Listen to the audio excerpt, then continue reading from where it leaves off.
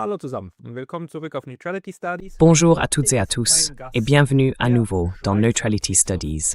Aujourd'hui, mon invité est le Suisse Christoph Pfluger, journaliste, éditeur, auteur et militant dans mon pays natal. Christophe, bienvenue.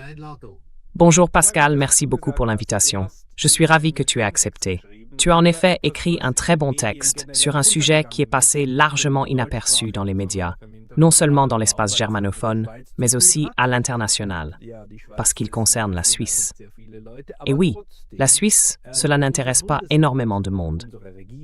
Mais tout de même, notre Conseil fédéral, notre gouvernement, a récemment adopté un nouveau rapport sur la politique de sécurité. Et tu l'as analysé. Peux-tu nous dire brièvement de quoi il s'agit ? Comment faut-il le situer en tant que publication de la Confédération? Et que dit-il?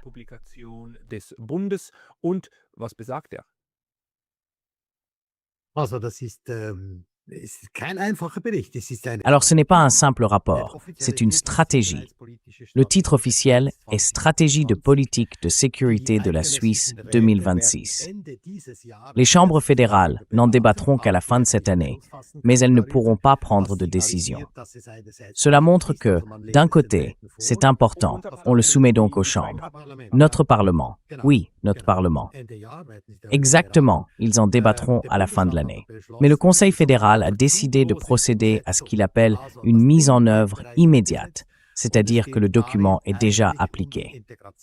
Et il s'agit en réalité de l'intégration de la Suisse, de ses forces de sécurité, c'est-à-dire l'armée, les services de renseignement, l'information, dans une stratégie plus large, fondée sur l'idée que la Russie attaquera l'Europe, notamment l'UEMME et les États membres de l'OTAN, et que la Suisse se tiendra alors clairement du côté des autres États européens.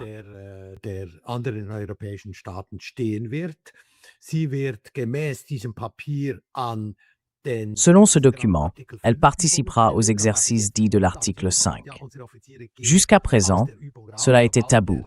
Il disait toujours oui, nos officiers quittent l'exercice dès que l'obligation d'assistance est effectivement mise en pratique. Non, désormais ils y participeront, non pas en tant que prétendus alliés, mais officiellement en tant que partenaires. C'est ce qui est écrit dans le document. Et cela s'accompagne bien sûr d'une série d'autres mesures. Par exemple, le contrôle de la sphère informationnelle. Nous devons probablement nous attendre à des activités de censure. En substance, c'est en réalité un plan visant à intégrer la Suisse dans la stratégie de sécurité des États de l'UE et de l'OTAN, qui se recoupent d'ailleurs, tout en continuant à affirmer officiellement « nous restons neutres ».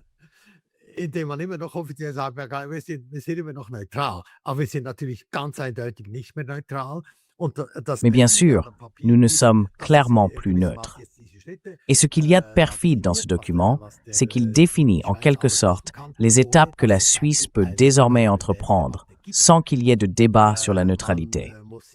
Il faut se rappeler que nous avons une initiative pour la maintenir. Jusqu'à présent, elle n'était pratiquement pas formulée dans la Constitution. Nous avons donc une initiative sur la neutralité qui veut précisément instaurer cela et qui exclut officiellement toute coopération avec des alliances, y compris la participation à des sanctions économiques. Cette initiative a maintenant été quelque peu mise de côté puisque le Conseil national a opté pour le contre-projet. Faut-il expliquer aux gens ce qu'est une initiative et un contre-projet?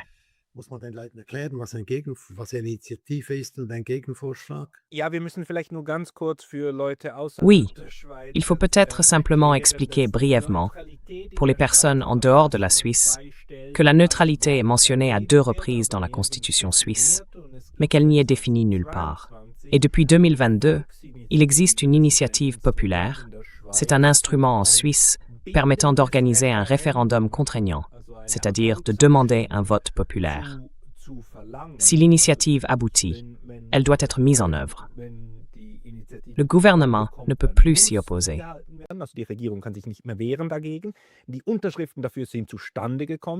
Les signatures nécessaires ont été recueillies et maintenant, cette initiative, il est certes clair qu'elle sera soumise au vote en Suisse, mais on ne sait pas encore quand, se trouve dans une période intermédiaire durant laquelle le Parlement et le gouvernement peuvent encore s'exprimer. 3 mois ici, 6 mois là, encore 3 mois ici. C'est dans cet intervalle que se situe cette initiative, qui veut définir la neutralité suisse. Et cela, point essentiel, sur les plans militaires et économiques. Donc pas de sanctions, ce sont les deux piliers principaux. Et ce que tu nous dis maintenant, c'est que ce renforcement, dont on discute actuellement, a été repoussé à plus tard.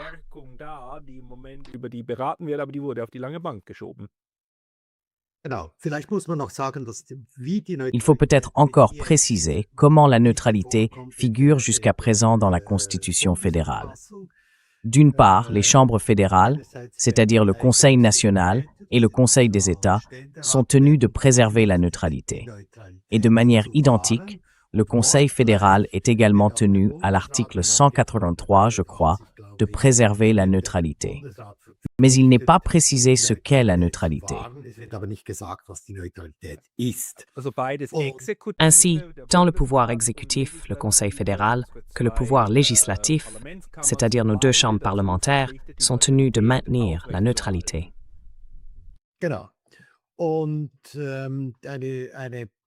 Exactement. Et une neutralité clairement comprise empêcherait naturellement la Suisse de participer à l'armement de l'OTAN, de prendre part aux exercices et de s'intégrer dans la structure militaire de l'UMURA. Et cela a conduit, dans le contexte de la guerre en Ukraine, à ce que la Suisse prenne en réalité parti. C'est du moins la perception, d'un côté celle des États-Unis, qui ont déclaré que la Suisse n'était plus neutre, et de l'autre, celle de la Russie. Ainsi, la perception internationale de la neutralité de la Suisse a énormément souffert. Et c'est dans ce contexte qu'a été lancée l'initiative sur la neutralité. C'était la réponse à cela.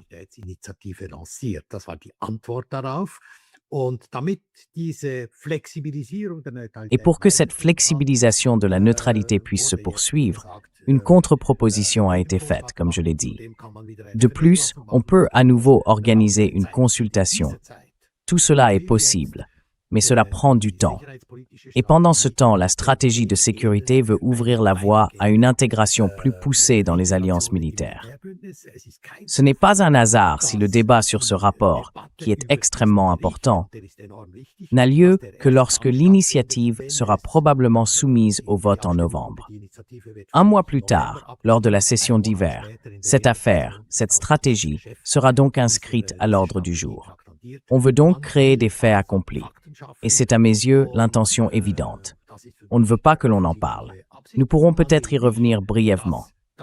Sur la manière dont le Conseil fédéral a réussi à faire en sorte que ce rapport d'une importance capitale passe sous le radar du public.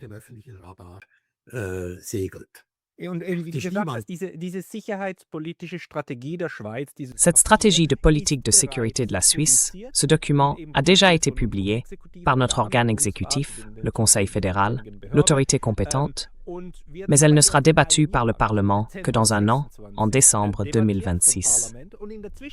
Entre-temps, il est déjà entendu que c'est désormais sur ce texte que l'armée suisse et tout l'appareil de sécurité doivent et devront s'orienter. En somme, des faits sont créés, sans même que le Parlement soit impliqué dans cette affaire.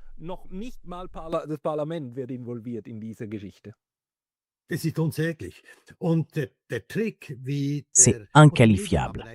Et le tour de passe-passe, c'est que, à part de très rares exceptions, les médias n'ont absolument rien compris à tout cela. La NZZ en a fait un article détaillé, peut-être encore un petit journal local, mais sinon, les médias n'ont pas saisi l'enjeu. Et comment le Conseil fédéral a-t-il réussi à faire en sorte que ce document d'une importance capitale passe pratiquement sous le radar? Il a convoqué une conférence de presse le vendredi après-midi à 2h30. Tout journaliste le sait. Lorsqu'une conférence de presse est annoncée un vendredi après-midi, c'est qu'il s'agit d'un sujet dont on ne veut pas qu'il fasse de bruit médiatique. Et c'est exactement ce qui s'est passé. Les deux thèmes de la conférence de presse étaient d'une part la réduction du volume de commandes des avions de combat F-35, un sujet relativement simple à communiquer, relativement facile à expliquer pour un journaliste. Ça, on peut le faire.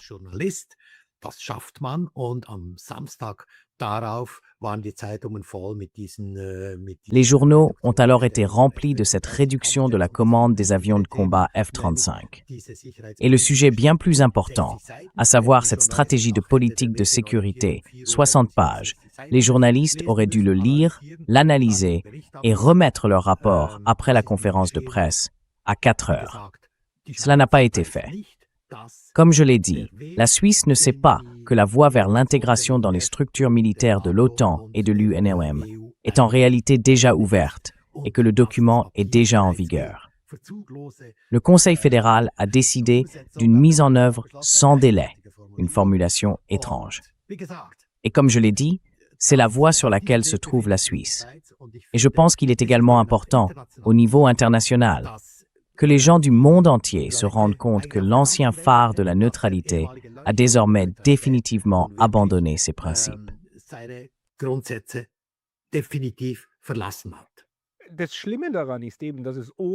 Ce qui est grave, c'est que tout cela fonctionne sans grand débat public et que le Conseil fédéral, le gouvernement suisse et tous les organes exécutifs dont j'ai entendu parler jusqu'à présent ont toujours dit « Non, chers citoyens, nous avons la neutralité inscrite dans la Constitution. Pour la modifier, il faudrait un référendum, ce qui est vrai. Pour modifier la Constitution, il faut un référendum. C'est ainsi.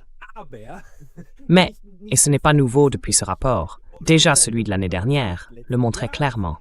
Il y est désormais écrit que, si la Suisse est attaquée, la neutralité devient caduque et qu'il est permis de riposter aux côtés de l'OTAN. Ce qu'est une attaque, en revanche, n'est pas défini.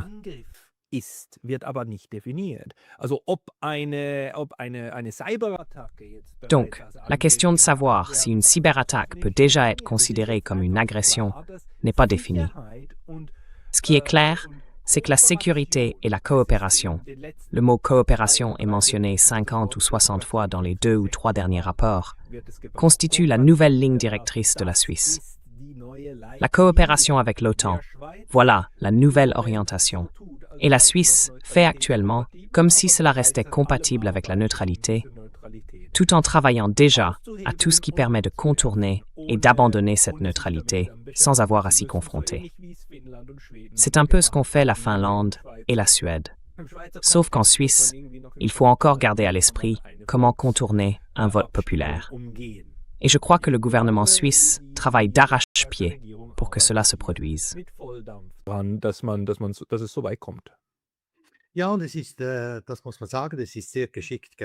Oui, il faut le dire, c'est très habilement fait. Ils ont manifestement de très bons spin doctors à l'œuvre et je suis convaincu que d'excellents think tanks ont également contribué à cette stratégie. Dans 2 ou 3 sections, le rapport et la stratégie abordent le fait que la frontière entre guerre et paix est devenue très floue. Il est insinué que les attaques de drones, elles sont d'ailleurs explicitement mentionnées, les prétendues attaques de drones, il faut le préciser, en Pologne, les violations de l'espace aérien en Estonie et quelques autres incidents non élucidés, attribués dans l'opinion publique à la Russie, mais en réalité non clarifiés, sont cités comme exemple pour montrer que la Suisse se trouve en quelque sorte déjà, elle aussi, dans le camp des États européens en situation de pré-guerre. Et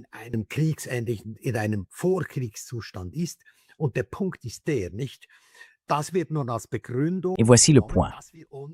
Cela est désormais utilisé comme justification du fait que nous nous trouvons aux côtés de l'UMM et de l'OTAN, qui doivent renforcer leurs compétences militaires et leur coopération.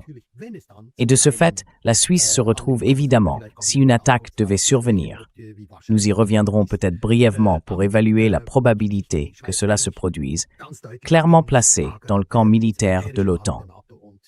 Et si une guerre éclatait, elle serait perçue sans équivoque comme un partenaire de l'OTAN et deviendrait ainsi une cible.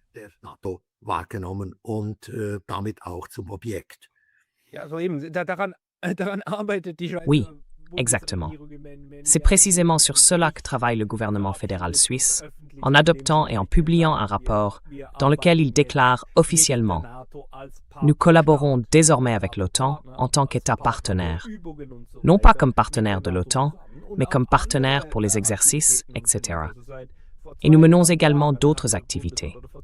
Cela signifie qu'il y a 2 ans et demi, ou environ 2 ans, le Conseil fédéral a signé un mémorandum d'entente, c'est-à-dire une déclaration d'intention, avec l'Allemagne et l'Autriche, afin de participer au projet dit Sky Shield, une infrastructure radar commune destinée à la surveillance de l'espace aérien.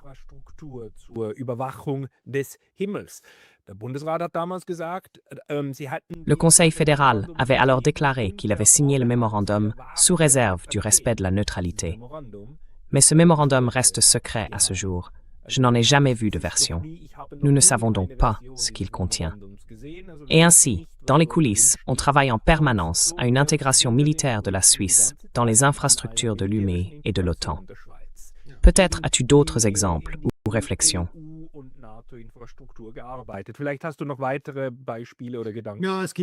Oui, il y a également l'intention d'acquérir des armes offensives qui ne seraient manifestement efficaces qu'au-delà des frontières.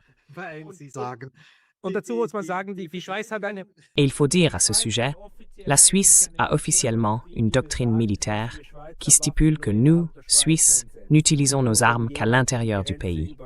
Autrement dit, ce n'est que si quelqu'un franchit la frontière que nos armes sont employées contre ces hordes arrivantes, mais jamais au-delà des frontières de la Suisse. Voilà où nous en sommes. Les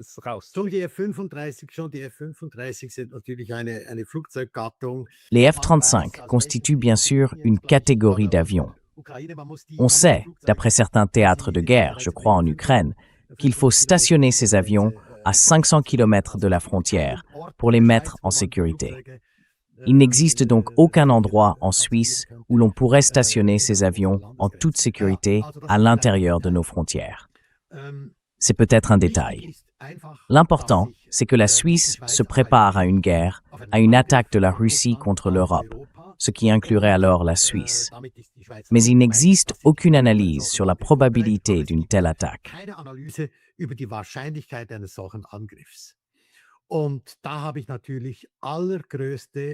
Et j'ai bien sûr les plus grandes réserves quant à la qualité de cette stratégie.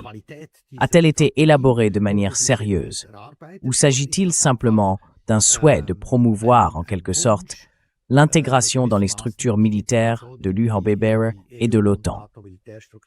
Je considère qu'une attaque de la Russie contre l'Europe est absolument improbable. Je veux dire, cela fait bientôt 4 ans qu'ils sont en Ukraine et ils n'y sont toujours pas parvenus. Comment ferait-il? Bon, l'Ukraine avait la plus grande armée d'Europe, elle est aussi très bien fortifiée, pas à l'Est, ce sont des régions militairement très solides. Mais la Russie n'y est toujours pas arrivée, même après 4 ans.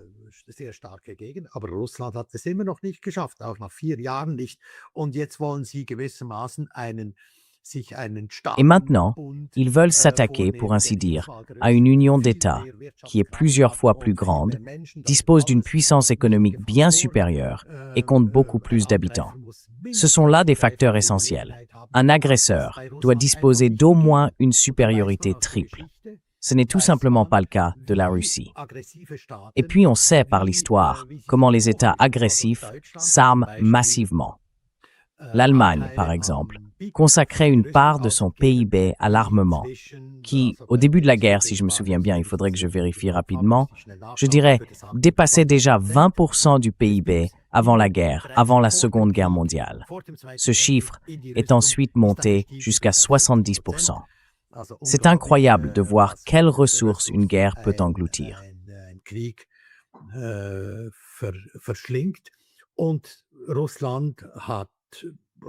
Et la Russie a, je crois que la valeur la plus élevée était d'environ 7% de son PIB, consacré cela à l'armement. Donc la Russie n'est en aucun cas en mesure d'attaquer l'Europe. Et pourtant, on part du principe que cela arrivera. Et nous allons dépenser des milliards pour cela. Ainsi, soit cette stratégie de sécurité nous mènera à la guerre, soit sinon, elle nous conduira au moins à un armement très coûteux. Et on envisage déjà d'augmenter la TVA. Cela nécessitera alors un référendum. Je pense que ça sera difficile.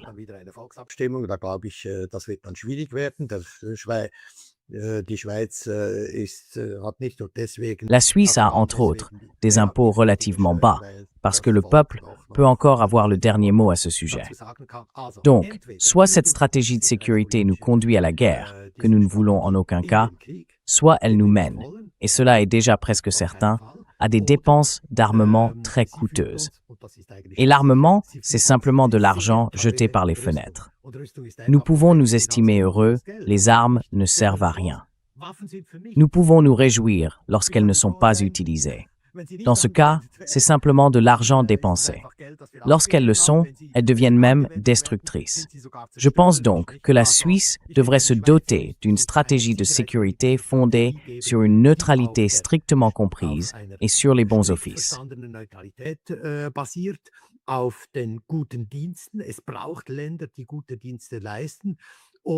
Il faut des pays qui rendent de bons services. Et, d'une certaine manière, peut-être que je suis un peu idéaliste, les valeurs spirituelles ont toujours été importantes pour moi. Je pense donc un pays qui se positionne clairement en faveur de la paix et dont le gouvernement agit comme un phare de paix et de neutralité, réunit aussi les gens et crée une cohésion dans notre pays, en Suisse.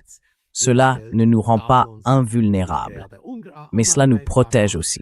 Je pense que la paix commence dans la tête et dans le cœur, et qu'elle doit bien sûr englober beaucoup de personnes, pas seulement quelques politiciens. Cela doit vraiment être quelque chose qui s'enracine dans l'âme du peuple. Et de la part du gouvernement, il ne se passe évidemment rien, bien au contraire.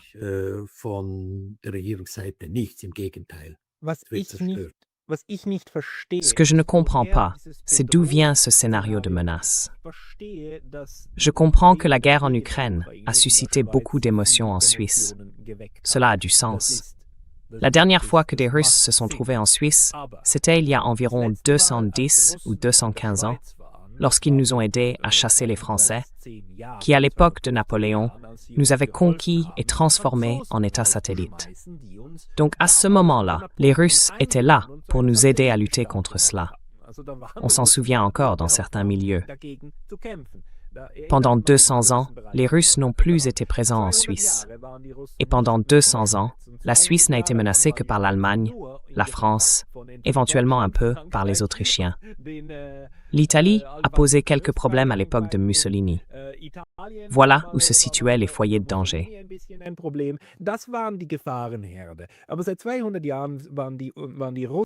Mais depuis 200 ans, les Russes n'ont pas été le problème. Et les Russes sont encore à plusieurs pays de distance de la Suisse. Alors, d'où vient cette idée selon laquelle la Suisse se ferait moins d'ennemis parmi les Russes en s'alliant avec ceux qui, en ce moment, se préparent à la guerre? Je ne comprends tout simplement pas la logique. Et je ne comprends pas pourquoi notre gouvernement est si obsédé par l'idée de saper cet instrument de neutralité qui, en réalité, vise à préserver au mieux l'amitié avec la Russie, mais aussi avec les autres pays, avec l'UNMME, avec l'Amérique. Surtout maintenant qu'il est clair que le plus grand danger économique vient des États-Unis, qui ont imposé à la Suisse des droits de douane de 40%. Alors, peux-tu m'expliquer ça d'une manière ou d'une autre? Est-ce que ça a du sens pour toi?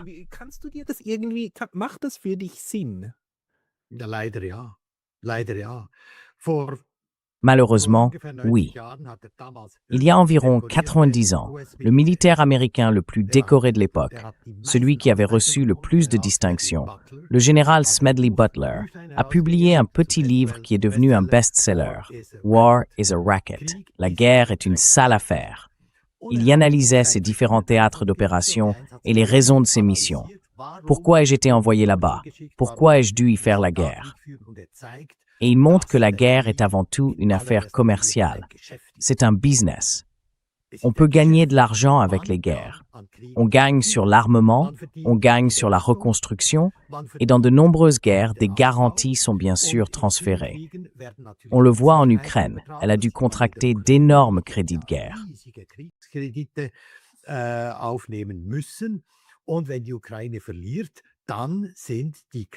Et si l'Ukraine perd, alors les pays prêteurs, les banques prêteuses, ils ne recevront aucun remboursement. Et il ne faut pas oublier, les États-Unis sont restés neutres pendant longtemps durant la Première Guerre mondiale. Puis, JP Morgan, la grande banque, a surtout financé massivement les Anglais, mais aussi les Français. Ils se sont alors rendus compte que si les Anglais et les Français perdaient contre l'Allemagne, les prêts ne seraient pas remboursés. Et c'est la principale raison pour laquelle ils ont ensuite poussé le président Wilson, qui, je crois, avait été réélu en 1916 avec le message « He kept us out of war », c'est-à-dire « Il nous a tenus à l'écart de la guerre », à entrer tout de même en guerre contre l'Allemagne quelques mois plus tard, au début de 1917. Exactement, pour tirer les marrons du feu pour les banques.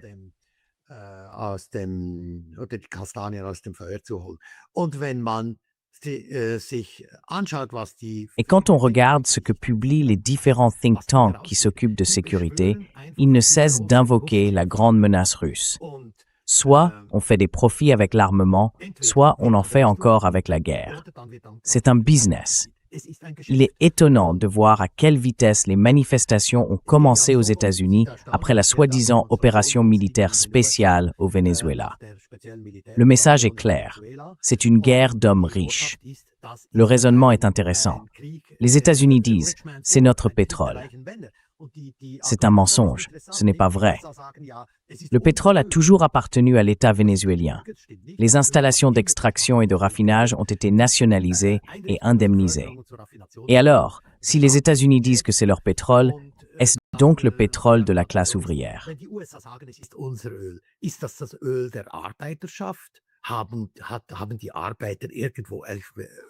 Les travailleurs possèdent-ils quelque part des gisements de pétrole? Non. Ce sont les grandes compagnies pétrolières et leurs propriétaires qui revendiquent le pétrole du Venezuela. Et cela n'a en réalité rien à voir avec la population. Il s'agit tout simplement de profit. C'est regrettable que ce soit si évident. Enfin non, c'est bien que ce soit si évident, mais cela devrait nous faire réfléchir. Et c'est simplement un business, un sale business. Je dois encore m'étendre un peu. Les think tanks ont bien sûr leurs représentants dans les institutions qui élaborent les stratégies. Ils financent très clairement aux États-Unis. En Suisse, je ne peux que supposer que de nombreuses institutions sont tout simplement subventionnées, en fin de compte, par l'industrie de l'armement, afin qu'elle décide en conséquence. Von der Rüstungsindustrie, damit sie entsprechend entscheiden. Nous devons malgré tout établir la comparaison avec la Première et la Seconde Guerre mondiale. Ces guerres étaient elles aussi des guerres d'affaires, et d'énormes sommes d'argent étaient en jeu de part et d'autre. La Suisse, bien sûr, y a également participé par le biais de ses banques. Pourtant, la stratégie à ces époques-là consistait à préserver la neutralité. Parce que c'était dangereux, parce que les Allemands auraient pu attaquer, parce qu'il fallait, d'une certaine manière, protéger la Suisse. Mais même pendant la guerre froide, la Suisse n'a pas adhéré aux Nations Unies. Autrement dit, la Suisse a gardé une très grande distance tout en continuant à faire des affaires.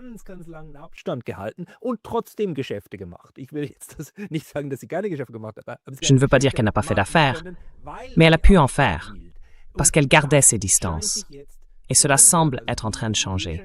L'idée semble donc être qu'on peut obtenir davantage en s'intégrant dans cette structure plus large, y compris la structure de sécurité.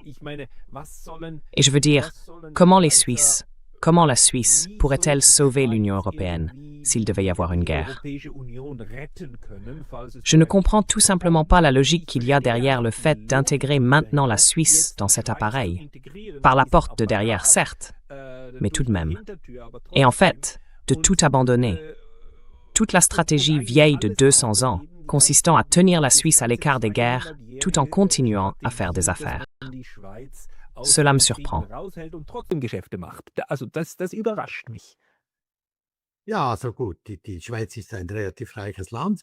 Oui, bon, la Suisse est un pays relativement riche, elle paie ses factures.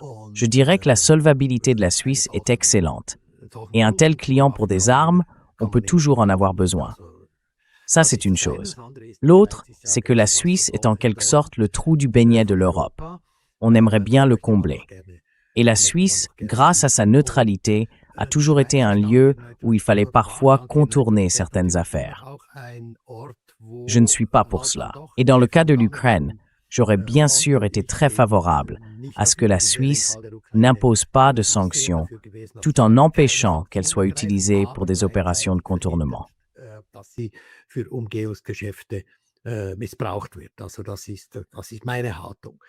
Voilà, c'est ma position.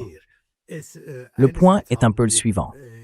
D'un côté, nous n'avons plus au sein de notre Conseil fédéral des personnes dotées d'une véritable colonne vertébrale.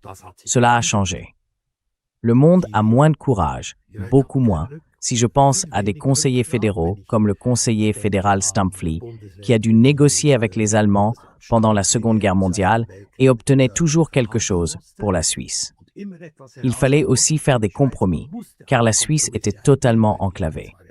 En tout cas, la qualité du courage dans notre gouvernement a considérablement diminué, tandis que la pression a augmenté.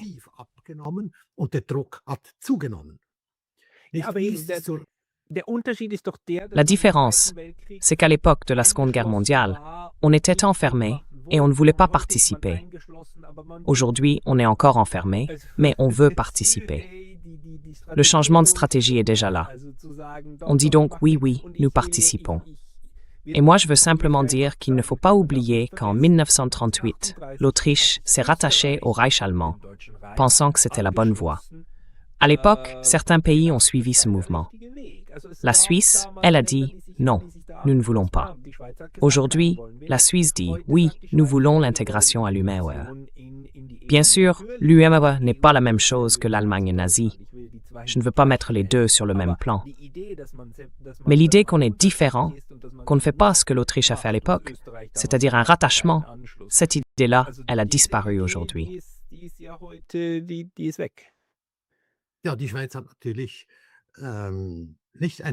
Oui, la Suisse n'est évidemment plus la Suisse des bons offices, c'est-à-dire un lieu où l'on peut encore se rencontrer même en situation de crise, où la médiation a lieu. Dans toutes les guerres, il y a toujours eu un petit peu de contact. Et si la Suisse était un tel lieu, capable d'exercer une véritable activité de médiation, si elle était utile aux deux parties, non pas comme partie prenante, mais comme lieu neutre, alors la pression s'exercerait sur la Suisse. Comment ça s'est-il passé, par exemple, au début des sanctions contre l'Ukraine? L'ancien conseiller fédéral Blocher me l'a dit dans une interview.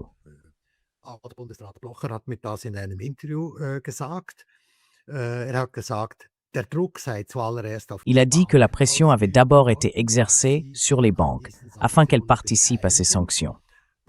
L'ancien conseiller fédéral Blocher affirme que les banques auraient pu le faire. Ce sont des institutions de droit privé. Et qu'elles auraient pu dire « d'accord, nous reprenons les sanctions de l'UME-Romania ». Mais elles n'en ont pas eu le courage et se sont alors tournées vers le Conseil fédéral en disant « la Suisse doit soutenir les sanctions pour que nous puissions les suivre ».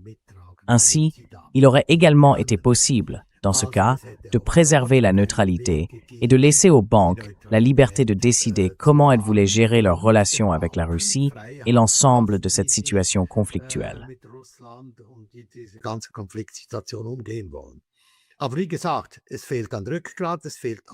Mais comme je l'ai dit, il manque de courage, il manque, je pense, aussi d'imagination et un peu de confiance en soi.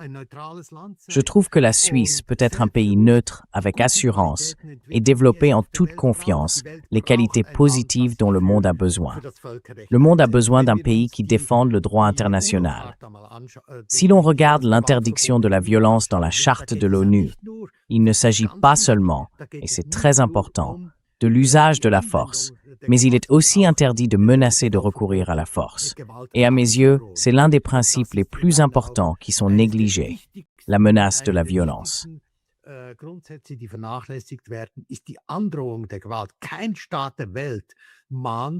Aucun État au monde ne réprimande ni ne critique la menace de recourir à la violence, bien que cela constitue une violation manifeste de la Charte des Nations Unies. Et il faut bien, quelque part dans le monde, il doit encore exister un pays qui élève la voix pour le droit international. La Suisse, en tant que pays neutre, serait naturellement idéalement placée pour le faire. Ce ne serait pas toujours agréable pour tout le monde, mais pour tous ceux qui défendent le droit et la loi, pour des relations correctes entre les États, ce serait une bénédiction. Et ces personnes estimeraient hautement la Suisse si elle agissait ainsi. Et nous ne le pouvons pas. Donc je crois qu'il existe un chemin de retour, mais il est extrêmement étroit.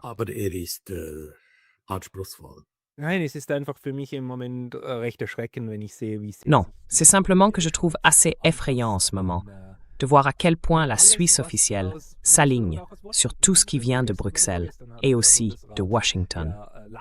Hier ou avant-hier, le Conseil fédéral a annoncé bruyamment sur Twitter qu'il allait désormais bloquer et geler tous les avoirs de Maduro en Suisse. Et que, si l'on découvrait que certains avaient été acquis illégalement, ils seraient restitués au peuple vénézuélien. Je n'ai encore jamais vu une déclaration de ce genre, ni dans cette forme. Je me suis donc demandé, est-ce que l'ambassadeur américain est venu en personne en parler? Et que la Suisse dise simplement oui à une telle mesure, alors qu'elle a déjà soutenu les sanctions contre le Venezuela? Peux-tu peut-être dire encore un mot à ce sujet?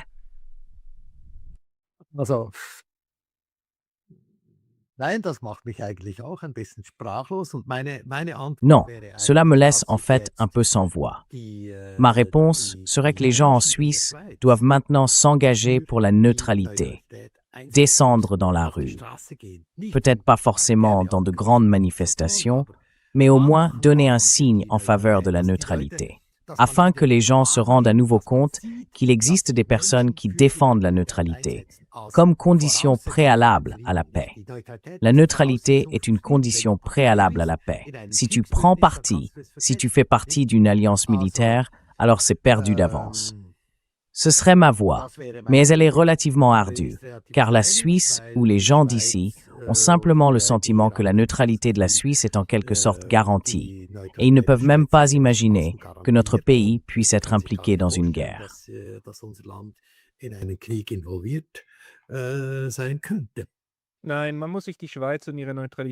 Non, il faut imaginer la Suisse et sa neutralité en ce moment comme un immense tapis sous nos pieds. Et actuellement, nos élites à Berne sont malheureusement en train de le manipuler. Elles soulèvent le tapis sous nos yeux et n'attendent que le moment où elles pourront tirer dessus de toute leur force. Autrement dit, les principes de la neutralité sont en train d'être sapés et contournés de toutes les manières possibles. On l'a vu avec la Suède et la Finlande. Une guerre, un état de choc, le choc provoqué par l'Ukraine a conduit les deux pays à abandonner leur neutralité du jour au lendemain, alors que cette renonciation était en préparation depuis 20 ans. Et en Suisse, il semble qu'en ce moment, des manœuvres similaires soient en cours, afin de pouvoir dire ensuite « Voilà, l'attaque a eu lieu, maintenant nous ripostons ensemble ». C'est ainsi que j'interprète la stratégie du gouvernement fédéral à l'heure actuelle.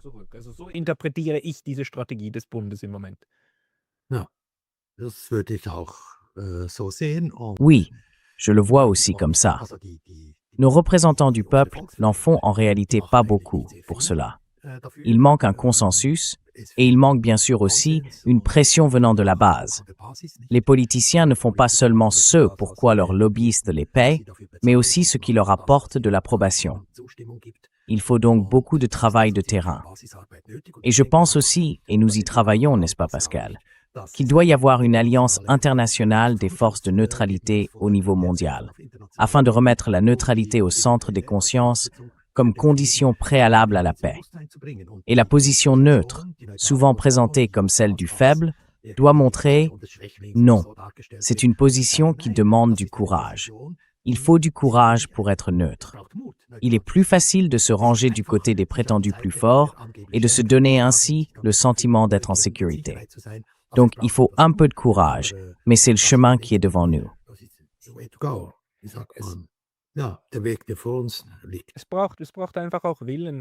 Il faut simplement de la volonté. Il n'est pas possible d'être neutre sans avoir la volonté de l'être. Sinon, on finit comme l'Ukraine en ce moment, où la neutralité a été abandonnée et où existe la volonté de s'intégrer à l'OTAN. Mais alors, on se retrouve entre les fronts, et c'est précisément là qu'on ne veut pas être. Ja, und ich meine, die Neutralität, die Ukraine. Oui, et l'Ukraine a solennellement déclaré en juillet 90, nous voulons être un État neutre. Et en 1995, elle l'a inscrit dans sa constitution. Oui, exactement, exactement. Et en 2014, elle n'a pas de tradition de neutralité. Et c'est pourquoi il a été relativement facile de saper et d'abolir cette neutralité. La Suisse, en revanche, a une tradition de neutralité. Et je crois qu'il y a encore environ 85 à 90% des gens qui disent que la neutralité fait partie de l'identité suisse, qu'elle est l'un des piliers fondamentaux de notre conception de nous-mêmes en tant qu'État. En même temps, déjà 55% sont favorables à un rapprochement supplémentaire avec l'OTAN. Donc les gens ne savent pas vraiment non plus ce que signifie exactement la neutralité.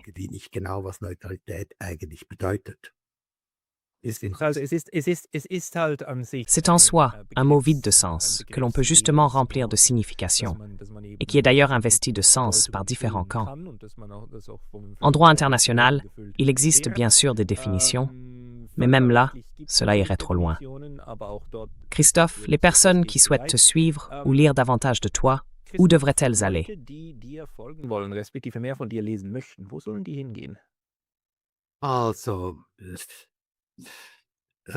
Alors, le magazine que je publie s'appelle Zeitpunkt.ch.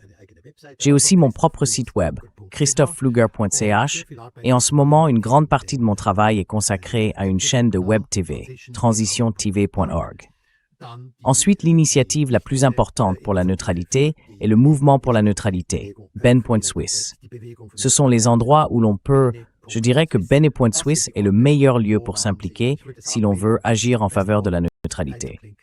Et c'est aussi nécessaire.